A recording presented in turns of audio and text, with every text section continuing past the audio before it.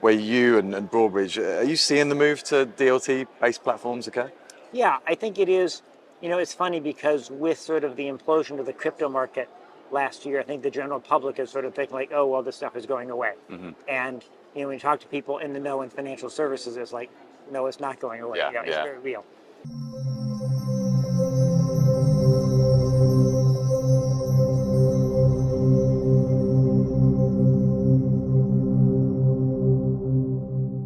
Alrighty, what is going on, everybody? Welcome back to another CYPRX video banger. In today's video, we're going to go over a slew of ongoing fundamentals and websites and documents that have come out recently, shared in the CYPRX private chat, showing you all that there is, for a fact, an ongoing digital transformation. We're also going to be covering some things about XRP that I find very interesting and kind of backs my thesis as to why I think that this is all a massive smokescreen. So if you're an XRP holder, you're going to want to stick around till the end of this video breakdown so I can show you that information as well. As always, bringing you all the realest updated information in the game. If you enjoy these video breakdowns, smash that thumbs up button and subscribe. We do appreciate the love and the support. So the first thing that I want to mention before we get into these fundamentals that I have for you all today, we have about 10 tabs to go over. I tweeted this out to you guys, and this is something that we have been talking about for the longest time during this crypto winter and this bear market that we are currently experiencing.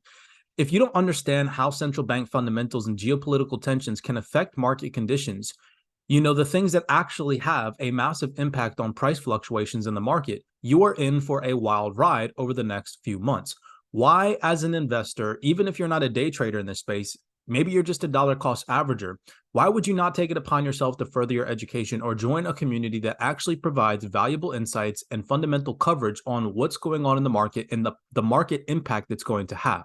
Okay, so just to show you guys an example, in our private community, we had been calling out some bearish targets on digital assets. Again, this is for any individual as a dollar cost averager can utilize the information in our private community to take advantage of market opportunities. It's not a signals group. It is just us showing that we have valuable insights and that we know how to implement those insights into the market to situate ourselves on the right side of market conditions. So here we were calling out these are just two simple examples from myself and another mentor in our private community.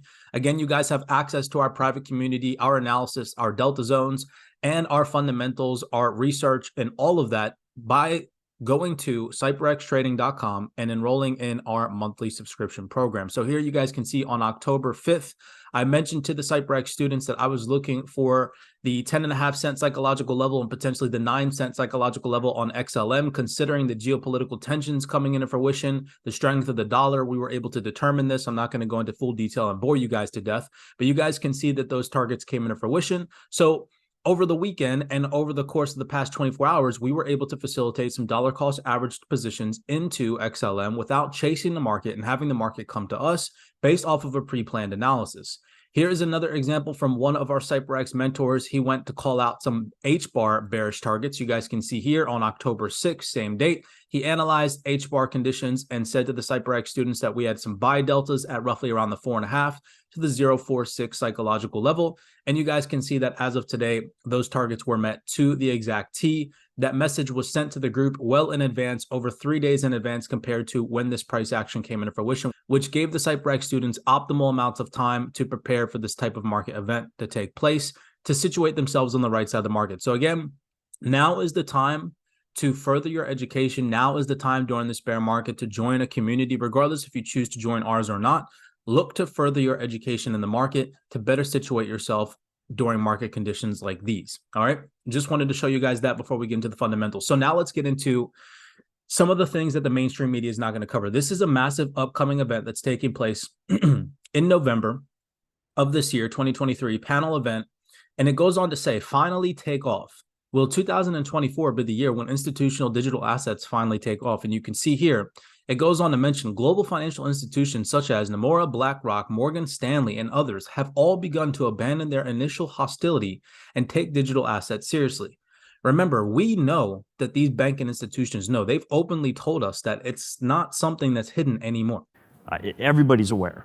Everybody's aware it's coming, and they're preparing for that inflection point where it's all of a sudden, okay, I have to pivot. I have to give up that. It's something that all of these banking institutions know. Europe's first Bitcoin ETF has been approved and listed, while the list of firms lining up to launch a Bitcoin ETF in the USA seems to get longer by the day. With the next bull run predicted to be on its way and a US Bitcoin ETF approval widely touted as the moment that will finally bring serious institutional investments into the industry, could 2024 be the year that cryptocurrency and digital assets really enter into the mainstream of finance? So we're going to be paying attention to this event closely. Maybe we can get some video clips and some insights. So now let me show you all why I think that this is all a freaking massive smokescreen. I'm going to show you all that they are, for a fact, putting out information showing everybody that they are rebuilding the entire backend infrastructure. Okay, we've already seen documents like this come out. This is from Oliver Wyman, right? We've seen that they said that money is about to undergo a fundamental change in the way that it's created and used, potentially unleashing a dramatic reordering of the financial system. We've seen documents like this from the OMFIF where they're talking about building the markets of the future. We've even seen documents from McKinsey & Company where they've confirmed that we are on the cusp of the next payments era, where they're talking about future opportunities for banks. This is all updated from September 2023, right? So we've talked about all of this stuff before, but now let's get into the fine detail. How is this all going to take place? Remember in previous video breakdowns, okay, we talked about there needing to be third-party custodial solutions for these financial institutions to store, buy, and hold digital assets. And then the first access point is custody. All the financial institutions want their custody in place. You've seen in the bear market in 2022, all major firms that have assets under custody or assets under administration offering cryptocurrency custody. So I'm talking State Street, Bank of New York Mellon, Citi, but also in Europe we got Societe Generale, Casais. So loads of the big firms that already are offering custody in traditional assets have the digital assets now in place. And once the regulation is there more complete, I think that will be a very good driver for the institutions to get their money in. And remember, I showed you guys this PDF where they go on to display the system architecture of crypto asset integration. Okay, and you guys can see that little diagram right here. And look what's highlighted. Right here, we see a custody system is implemented. Sorry, that's a little bit dark. Let me try and lighten that up. I don't know if, let's see if I can get rid of that. I don't know why it's so dark. Give me a second. Boom, right? All right, so you can see it's mentioned that there needs to be a custody system integrated into the banking infrastructure in order for these financial institutions to get involved. In this document alone, custody is mentioned 131 times. This plays such a significant role because from the Future of Finance PDF that I've showed you guys before, it goes on to say, furthermore, working with third-party custodians has become a non-negotiable requirement in the digital asset market for asset management and institutions. It says the road ahead. Third-party custody is poised to become the foundational infrastructure of the Web3 ecosystem, eliminating vertical integration and transitioning towards neutral and independent custody as mainstream adoption grows. So we know that this is extremely important for institutions to come into this market space. Now, check this out. This is where it's going to get interesting. And again, another reason as to why I think that this whole entire Ripple versus SEC, XRP, getting classified as a security and this and that is an absolute smokescreen, because look at this information, ladies and gentlemen. This is going to freaking blow your mind. If you're still here, remember I told you guys, stick around. If you're an XRP holder, look at this. This is just blatantly obvious proof that this is all a smokescreen, in my personal opinion. This came out October 5th, 2023. Okay. We know that custody solutions are poised to become the foundational infrastructure of Web3. So we need to see developments like this take place. And what do we see here? Anchorage Digital and Eaglebrook advisors to offer crypto SMA platforms for wealth managers. Look at this. This is nuts. Okay. October 5th, 2023. So this is fresh off the books. This is only 4 days old. One of the largest SEC registered crypto separately managed account SMA platforms and institutional crypto platforms, Anchorage Digital, announced a partnership providing financial advisors with streamlined access to crypto SMAs. This is going to blow your mind. Okay. Watch this. All right. The partnership provides financial advisors with a secure and regulated access to digital assets through Anchorage Digital Banking, the only OCC chartered digital asset bank, which meets the SEC's definition of a qualified custodian. So they're heavily involved and integrated with the SEC. They're regulated by the SEC. Okay. They're registered with the SEC. Are you all seeing this? But watch, I'm going to blow your mind even further. So check this out. After the recent SEC custody proposal, it is more important than ever for the RIAs to safeguard digital assets with the qualified custodian. As a qualified custodian, Anchorage Digital Bank provides the regulatory certainty the SEC-registered investment advisors need to safely and securely participate in the digital asset economy, right? Then it goes on to talk about how down here, Anchorage Digital is a regulated crypto platform that provides institutions with integrated financial services and infrastructure solutions. This is going to freaking blow your mind. Look at this. If you go to their website, Anchorage Digital, where it talks about the institutional access point to broad range of tokens, right? And you scroll down here and you freaking type in what tokens that they offer. Okay, look at this. They offer XRP. So hold on. You mean to tell me that Ripple's being sued for selling unregistered securities, okay, right? They're saying that XRP is a security, but here is a registered company with the SEC. This is updated from October 5th, 2023, and here on their platform, institutional investors can invest in XRP through their platform. What? Come on now. Is anybody seeing what I'm seeing right now? So you mean to tell me that this isn't a smokescreen? How on earth is, if XRP is an unregistered security, is this licensed company, right, registered with the SEC that just got approved as, look, it says right here, it's the SEC's definition of a qualified custodian is able to offer XRP to institutional investors. You can, okay, do you guys see what the problem is here? So smash that thumbs up button and subscribe. Again, this is stuff that the mainstream media is not going to show you. The mainstream media is not going to open this platform and say, hey, why is this company able to offer XRP to institutional investors if the SEC is suing Ripple for selling unregistered securities, right? Come on now, put two and two together. So let's further the rabbit hole.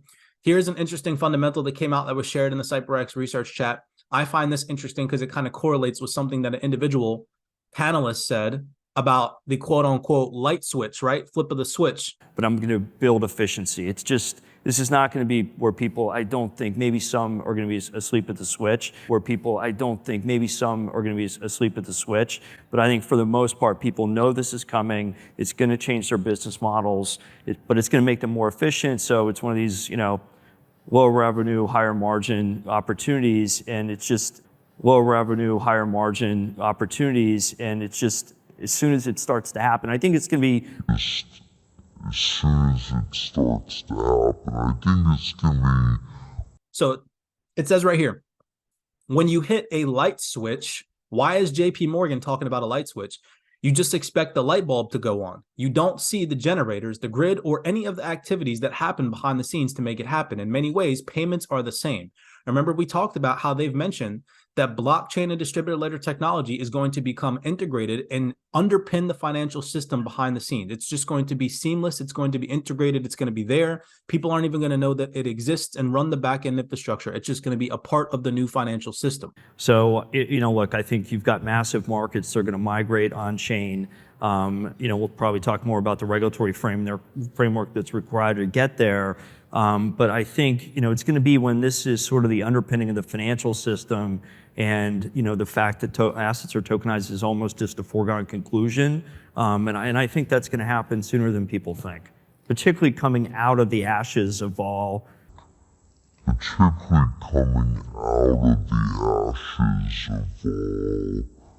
Sort of the froth and excess that have been happening for the past, few years leading into FTX and the other distress situations. Right. Well, here it says another technology we think could ensure reliability in the coming years is blockchain, as it could allow financial institutions to securely share information with each other. If banks pooled their customer account information, it would become possible to validate the details and payments before it was sent.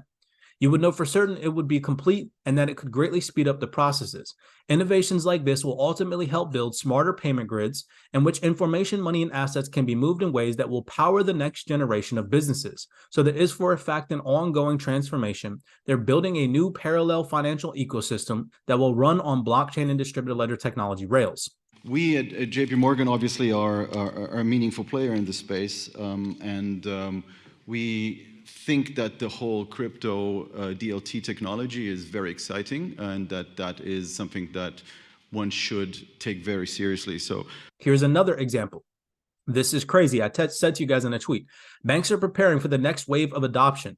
Yes, it may take some time, but it's coming a lot faster than most people think.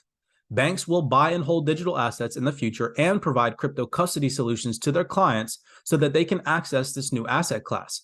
And this was, again, a German website. We had to translate it in English from T-Mobile Systems, or T-Systems, right? You guys can see the website. Talks about digitalizing the bank branch of the future. And it gives you this little tiny diagram that you can click on. It talks about the future of financial institution headquarters, the potential of tomorrow. And look at the stuff that you can click on here, okay? Talks about financial institutions, crypto custody businesses. How can digital currencies be managed as a bank account, right? With new legal provision, crypto custody businesses are more precisely the safekeeping and protection of crypto assets. Why would this all be on the homepage of T-Mobile? I don't know if this is T-Mobile. It says T-Systems, right? But that looks like the T-Mobile logo, okay? It says blockchain for banking. You can click on this, right? Look, how do you make your customers' high volume transactions secure? The efficient and secure processing of large volume data from enormous sources requires state-of-the-art IT solutions with blockchain technology, new business models that can be implemented. Our blockchain solution, right? So it's talking about blockchain solutions in banks. All right. This is all information that the mainstream media is not going to show you. So they are, for a fact, implementing this into their backend infrastructure. Here's another example before I let you guys go. All right. I said to you guys again, banks are gearing up for crypto-powered futures, embracing innovation. They are, for a fact, transforming payment networks with blockchain tech. Okay. Their solutions will be ready, enabling seamless global payments. The banks and institutions, I've now shown you guys multiple examples, are, for a fact, paying attention to this. When financial institutions, for them innovation is good. They look on innovation, they want to innovate, they look on the crypto industry, they want it, but they need the bridge. And the bridge is regulation. Whenever it will come from, it's good. Here's an example from DBS. They're talking about the future of payments, reimagining the evolving or the evolution of a new world. So they're mentioning that terminology, new world of payments on the blockchain. And it says right here, with the belief that blockchain and distributed ledger technology will undergird the core of future payment networks, our solutions are tailored to be future ready. Have a long-term perspective and understand that they are, for a fact, transforming the entire back-end financial infrastructure. If you all enjoyed this little tiny information about the Anchorage Digital, right, questioning why, if Ripple's being sued for selling unregistered securities, is this company able to provide access to XRP, right, through their platform to institutional investors? I'm just saying, it just doesn't make any sense. That's a head scratcher right there. So, firm belief, in my personal opinion, that this whole entire Ripple versus SEC lawsuit was a smokescreen in order to stall adoption. Okay. Many blessings to you all. As always, be cognizant, be aware. Make sure that you're doing your own research. These are all my personal opinions. I'm not telling you guys to go out there and buy digital assets. Make sure that you guys are assessing your risk properly and doing your own personal research. Now is the time to dive into education. As we mentioned from the beginning of this video breakdown, take it upon yourself to further your education during this crypto winter so that way you can come out on top during this next bull market. As always, many blessings, be cognizant, be aware. I'll see you guys in the next video breakdown.